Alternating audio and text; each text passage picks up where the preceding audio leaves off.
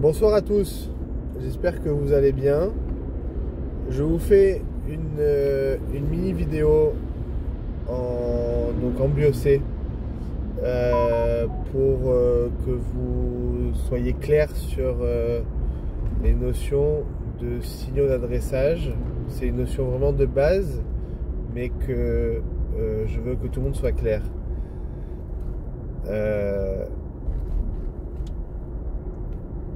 Quand on a une protéine dans une cellule, n'importe où elle est, on doit savoir son histoire. Si vous voyez une protéine dans la mitochondrie, à partir du moment où elle était sous forme d'ARN, elle a été traduite, etc., vous devez connaître à chaque protéine que vous trouverez dans la cellule son histoire. Pour cela, c'est très simple. On fait deux groupes. Si vous avez un stylo, vous l'écrivez. Vous faites deux groupes. Un groupe, vous mettez système endomembranaire. Et l'autre groupe, vous mettez non-système endomembranaire. Dans l'équipe système endomembranaire, vous mettez la membrane plasmique, la matrice extracellulaire, le RE, le Golgi, le lysosome, l'enveloppe nucléaire et tout ce qui est vésicule. Dans l'autre groupe, donc attendez, déjà sur ce premier groupe-là, s'il y a une protéine dans un de ces compartiments-là, alors la matrice extracellulaire n'est pas un compartiment à proprement parler, mais vous avez compris mon message.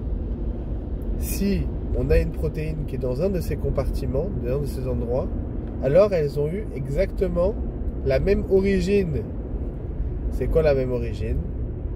C'est que l'ARN messager, quand il est sorti du noyau, ça c'est commun à tout le monde, il a rencontré un ribosome. Ça c'est commun à tout le monde. Et c'est le premier schéma du chapitre sur le cytosol. Ce ribosome-là, il a commencé à traduire la protéine. Et là, pour ces protéines-là en question, il y a un peptide signal qui est sorti. Ce peptide signal en question, il a fait en sorte d'être reconnu par le SRP, le complexe ribonucléoprotéique. Ce SRP va prendre ce peptide signal et avec la protéine et l'ARN messager et le ribosome, va l'amener au RE. Donc c'est un signal d'adressage au RE, ce peptide signal, puisqu'il a été reconnu par le SRP. Puis cette protéine va commencer sa synthèse à travers le translocon dans le RE et va faire en sorte d'être modifiée dans le RE, puis dans le Golgi, maturation, puis elle va aller dans le reste du système endomembranaire, c'est-à-dire qu'elle peut aller dans la membrane plasmique, elle peut aller dans la matrice extracellulaire, et elle peut aller retourner au RE, ou retourner au lysosome, ou retourner, etc., etc.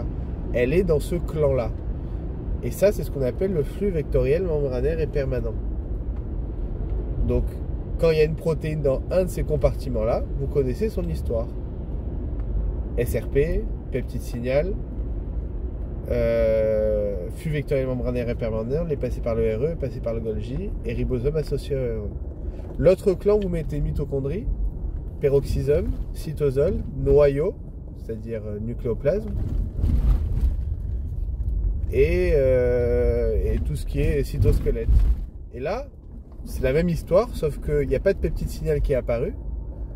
Le ribosome n'est pas allé vers le RE, il est resté dans le cytosol.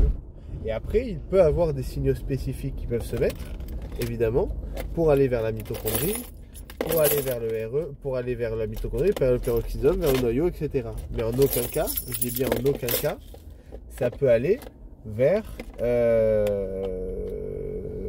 le RE, ni le Golgi, ni tout système endomembranaire.